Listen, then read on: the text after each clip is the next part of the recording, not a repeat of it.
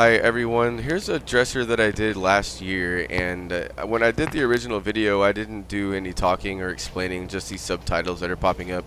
There's a lot of techniques that I use on this dresser that I use on a lot of my other videos, and I thought that it would be a good opportunity for me to just do a voiceover and explain some of the things that I do and why I do them. So the first thing I did on this project was strip the top.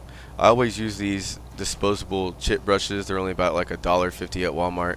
Clean stripper is one of my favorite strippers to use. Make sure you get the 15-minute formula. The 30-minute formula is much slower. Whenever I apply stripper, I like to apply a liberal amount. You want to make sure that you get plenty of stripper on there so that it doesn't dry out too fast. Otherwise, whenever you come back to strip it later, you'll be trying to like chip the finish off rather than it just peeling off like it should. I'll usually leave the stripper on for about 15 minutes. You can notice that it's working whenever it's bubbling up. Once you see a ton of bubbles on there, that's a good indication that it's about time to start stripping. I really like this scraper because it's really rigid and also has a little reservoir on the back end so that the stripper has a place to go. I'll put a link down in the description to this scraper along with all the other products that I'm using in this video.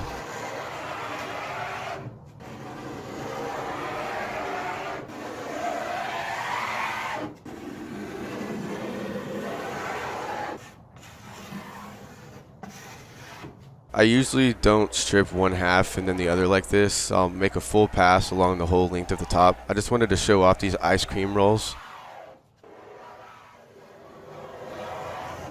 Since I'm planning to do gold on the edges, I'm not really going to worry too much about getting everything off on the sides. I use mineral spirits to get the remaining stripper residue off of the top.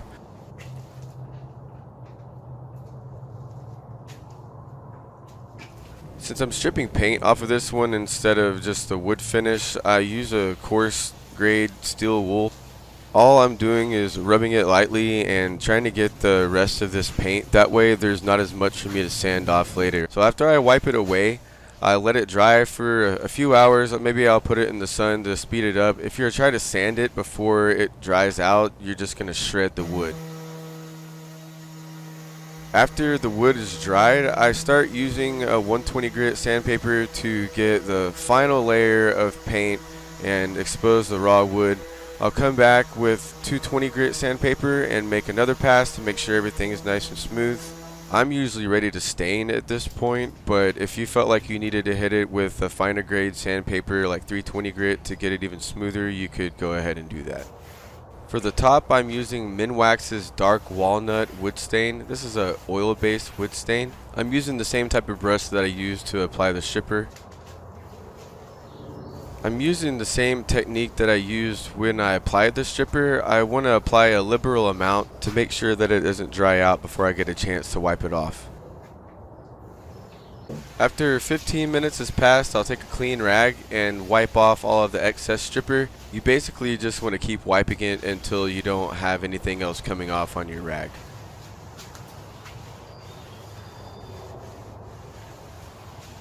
For the top coat, I'm going to be using an aerosol lacquer made by Minwax. This is a clear semi-gloss. I like to use this product because it has a fan spray tip rather than a round spray tip. So if you look at the spray coming out, it comes out similar to a paint sprayer rather than a round pattern, which makes it a lot easier to apply. I'll apply about 4 coats of this lacquer finish, and here's the results. I'll give this about an hour or so to cure. In the meantime, I'll start working on the base. The first thing I do to the base is clean it to get all the dirt and grime off. One of the best ways to do this is to use trisodium phosphate, or TSP. It usually comes in a powdered form, and you just add it to about a gallon of water, mix it up. It works great to get all the dirt and grime off that might get in the way of your paint finish.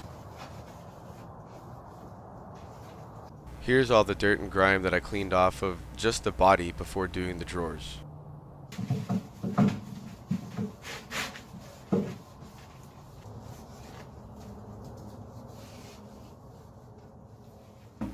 After I've gotten everything cleaned up, I'll use a sander with 120 grit sandpaper to scuff sand the whole piece.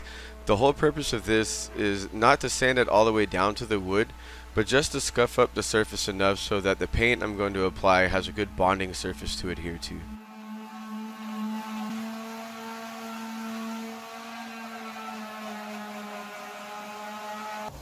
After I'm done sanding, I'll take a clean, dry paintbrush and dust all of the dust off of the piece, and then come back with a damp rag and wipe it clean.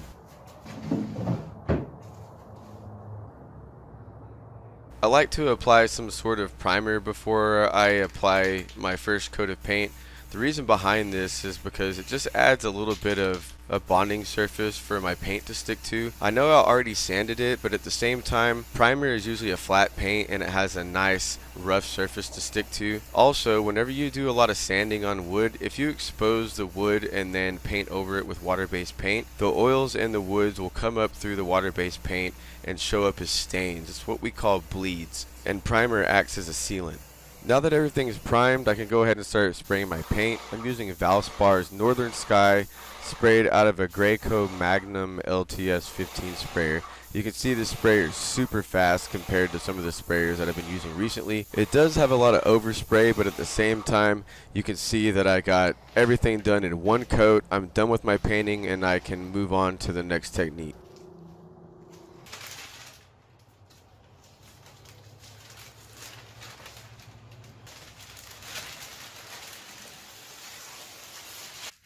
My whole plan for this piece was to have a light blue body with a stain top and gold trim. I decided that the best way to do this was to use a high quality masking tape to tape off the paint on the drawers and then just hit the sides with some aerosol gold. This is Valspar's gold out of an aerosol can.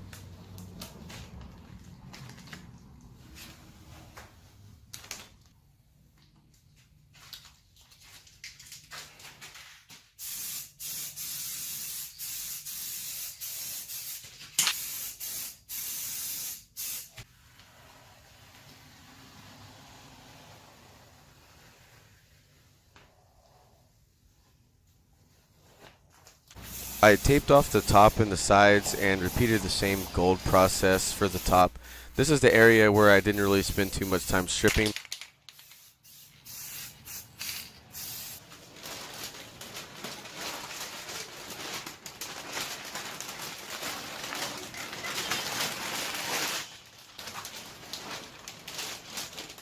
I continued doing the gold trim around the base of the dresser. The way I was able to do this quickly was to just place the tape across the whole bottom and then use a razor blade just to cut it off, and it gave me a perfect edge to be able to spray the gold on.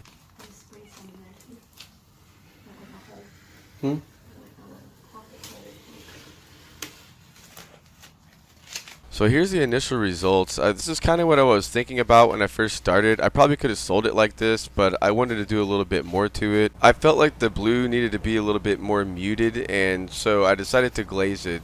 I tend to use oil-based wood stains whenever I glaze. It's just how I learned how to glaze. The cool thing about it is that it tints the color of the paint and it can mute it, but at the same time I found out that it removes the gold paint that I put at the bottom, so I had to figure out something to do with that. Chemical-based solvents tend to re-wet themselves whenever you apply it, so I figured that's what was going on. So I just tactfully put the stain around the gold and then I just wiped it away, and it allowed me to have some distressed edges. So I just went with that theme and made it work. I kept glazing the body how I normally do, and then anytime I got around the gold, I just lightly applied it and make sure I didn't rub off too much.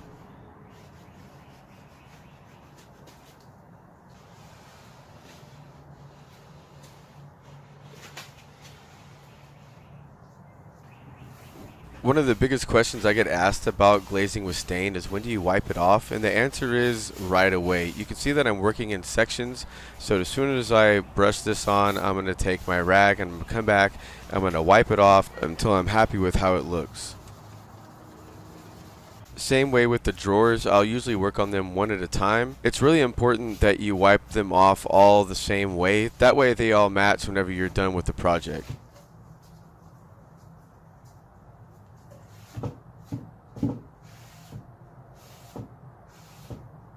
For the top coat on the base, I'm going to be using the same Minwax aerosol lacquer that I used at the top. That way it all has the same sheen. Some people ask me why I use this in place of polyurethane in my sprayer, and the short answer is because sometimes it's just quicker. Rather than spend 20 minutes cleaning out my sprayer, I can use a $8 aerosol can on one dresser and lacquer dries really fast. It's usually ready to recoat in 15 minutes.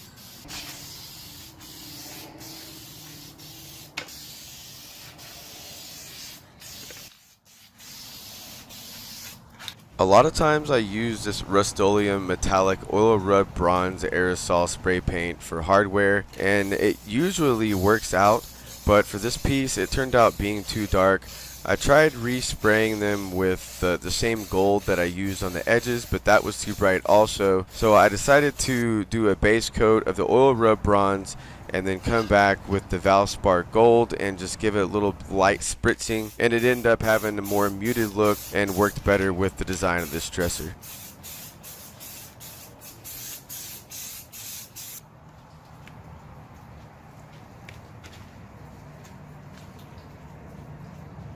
After the hardware was dry, I mounted it back onto the dresser, and then I was able to step back and take a look at it.